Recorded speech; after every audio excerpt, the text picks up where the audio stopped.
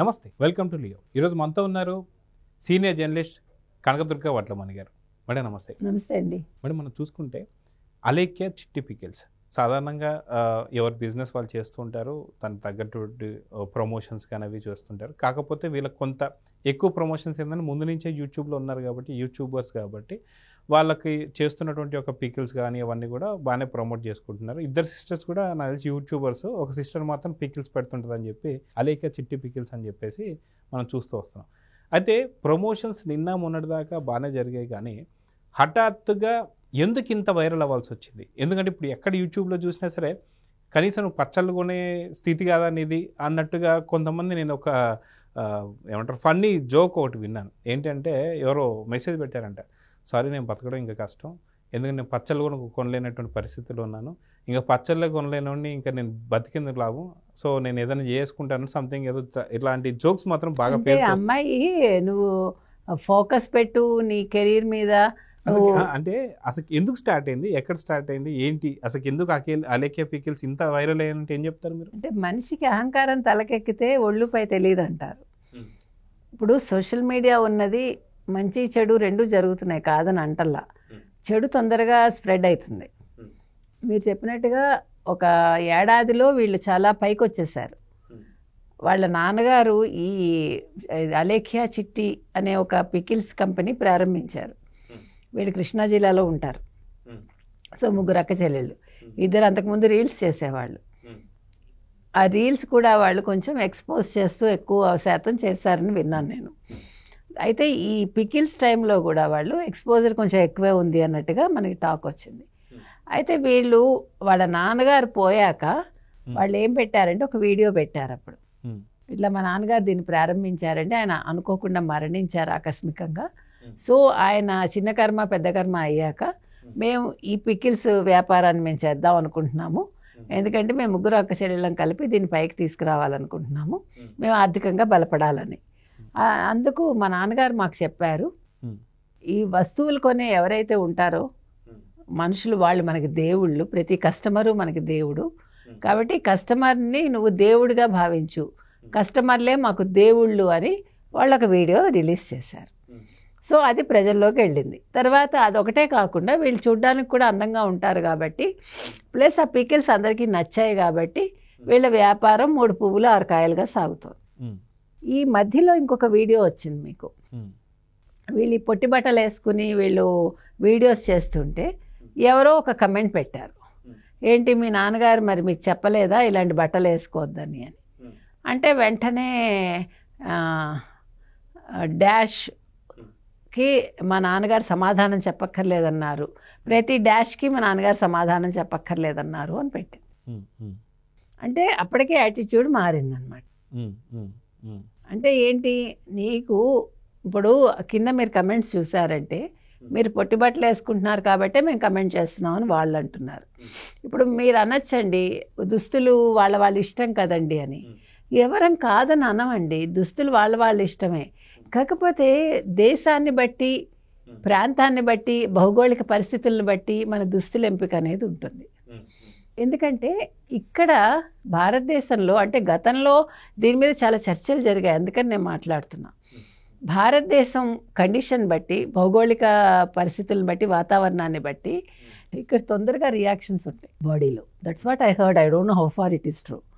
So అందుకని మీరు వేసుకునే దుస్తులు ఆకర్షణీయంగా ఉన్నాయనుకోండి, అవతల వాళ్ళు కొంచెం చంచలంగా అవుతారని. అంటే ఇక్కడ ఇంకొక విషయం కూడా ఉంది మేడం, అంటే ఓన్లీ అలేఖ్య పికిల్స్ అని కానీ లేకపోతే వీళ్ళ ముగ్గురు సిస్టర్స్కి సంబంధించి కాదు, దీంట్లో ఎవరైతే పెద్ద సిస్టర్ ఉన్నారో ఆవిడ కొంచెం ఏమంటారు అనమాట, ఒబీడియంట్గా డీసెంట్ డ్రెస్సెస్ వేసుకోవడం కావచ్చు, తను డైలీ రొటీన్ వ్లాగ్స్ చేస్తూ ఉంటారనమాట. ఏదైతే తను ఆఫీస్కి ఎలా వెళ్తుంది, ఆఫీస్లో ఫుడ్ ఎలా పెట్టారు, ఏంటి సంగతి చాలా బాగా చక్కగా ఉంటుంది, తను ఎవరు ఏమనలేదు. కానీ ఎవరైతే చిన్న సిస్టర్ ఉన్నారో మీరు అన్నట్టుగా కొంచెం పొట్టి దుస్తులు వేసుకోవడం కావచ్చు. అయితే ఇంకొక సిస్టర్ పికిల్స్ పెడుతుంటారు.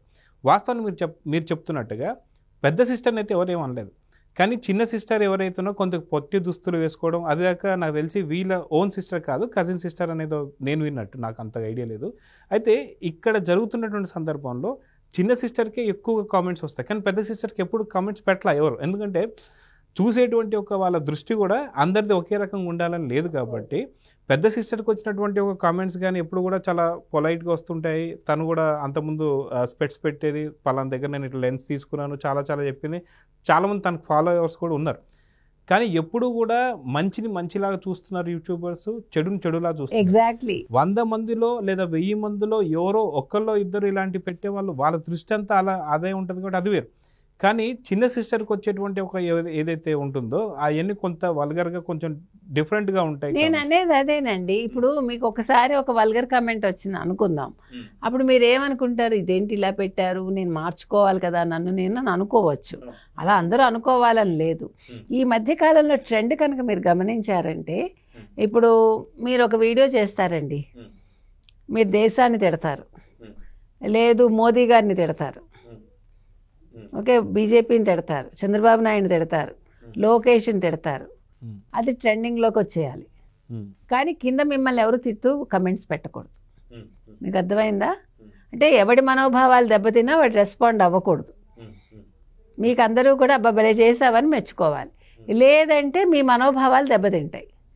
అప్పుడు మీరు ఏంటి కమెంట్స్ ఏంటి, ఈ ట్రెండింగ్లో ఇలా ఉండడం ఏంటి అని దాని మీద ఒక పెద్ద ఉద్యమాలు చేసేస్తున్నారు.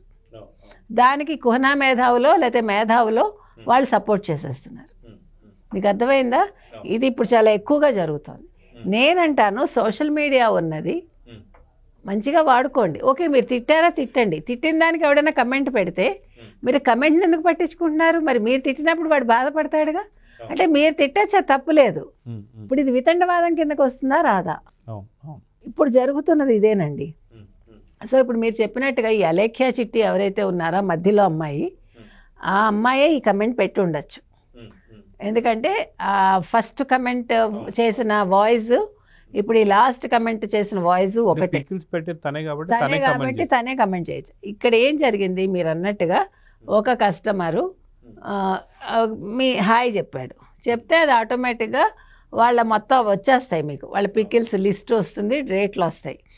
అతను చికెన్ పికిల్ చూసి 1200 అనుకుని ఒక ఎమోజీ పెట్టాడు దండం పెడుతూ. వెంటనే షీ స్టార్టెడ్ టాకింగ్, అంటే ఒక వీడియో వచ్చేసింది, అమ్మ నా బూతులు తిడుతూ, నువ్వు ఈ పికిలే కొనలేని వాడివి, నువ్వెందుకు పనికి వస్తావు జీవితంలో, నీతోటి నువ్వు ప్రేమిస్తే అమ్మాయి పారిపోతుంది, నీ పెళ్ళాం ఒకవేళ నీకు పెళ్ళైతే పెళ్ళాం పారిపోతుంది, నువ్వు ఫోకస్ ముందు కెరీర్ మీద పెట్టు, లేకపోతే నీకు ఎవడు పిల్లనివ్వడు అని వాళ్ళ అమ్మగారిని బూతులు తిట్టింది. ఎంత పచ్చి బూతులు అంటే మీరు వింటే మీరు వెళ్ళి పొడి చేస్తారు. అంతే కదండి. అంటే ఇప్పుడు వీళ్ళు అందంగా ఉన్నారు, తెల్లతోలు ఉంటే సరిపోతుందా? బుద్ధి తెల్లగా ఉండాలిగా. అందులో అందరూ తప్పు చేశారని నేను అంటలే. ఇప్పుడు ముగ్గురులో ఒక అమ్మాయి అలా మాట్లాడటం వల్ల ఆ ఇంపాక్ట్ ముగ్గురు మీద పడుతుందిగా. ఇప్పుడు ఇవాళ ఏం జరిగింది, నేను వాట్సాప్కి ట్రై చేశానండి, అది పని చేయట్లేదని వస్తుంది. ఇన్స్టాగ్రామ్ క్లోజ్ చేసుకున్నారు, వాళ్ళ దుకాణాలు బంద్ చేసుకున్నారు. మీరు తప్పు చేయకపోతే ఇవన్నీ ఎందుకు చేయాలి? ఒకవేళ అమ్మాయిదే ఆ వాయిస్ కాదని అనుకుందాం, అప్పుడు వెంటనే అమ్మాయి ఏం చేయాలి, ఒక రీలో ఒక వీడియోను చేసి వదిలేయాలిగా. మా మీద ఎవరో ఇట్లా చేశారండి, ఇది మా వాయిస్ కాదు, మమ్మల్ని క్షమించండి మీరందరూ బాధపడి ఉంటే అని ఒకటి. 2, నేను ఇప్పుడు పోలీస్ స్టేషన్కి వెళ్తున్నాను, కంప్లైంట్ ఇస్తున్నాను, ఈ వీడియో నాది కాదు అని సైబర్ కంప్లైంట్ ఇవ్వాలి. ఇవ్వాలా వద్దా? ఇవేమీ చేయకుండా మొత్తం బంద్ చేసుకుని కూర్చుంటే దీని అర్థం ఏంటి? నువ్వు తిట్టావనేగా. అంటే ఇప్పుడు అందరూ ఏమంటున్నారంటే, ఏంటిది అమ్మాయిలేనా ఇలా మాట్లాడుతున్నారు, ఏంటి సంస్కారం ఏంటి, బూతుల సంస్కారం ఏంటి? నాకు అనిపిస్తోందండి 5 ఏళ్ళు వైసీపీ పాలనలో బూతులు ప్రజల్లోకి వెళ్ళిపోయి దాని ఇంపాక్ట్ ఈ పిల్లల మీద కూడా ఏమైనా పడిందా అని. అంటే అదేదైనా ఒక కొత్త ట్రెండ్ అనుకుంటున్నారా? అంటే బూతులు మాట్లాడితే నాకేమైనా వ్యాపారం పెరిగిపోతుంది అనుకున్నారా? ప్రజలు మెచ్చుకుంటారు అనుకున్నారా? సర్లే ఎవరినో తిట్టిందిలే మనకెందుకని వీళ్ళందరూ వచ్చి కొనేసుకుంటారు అనుకున్నారా?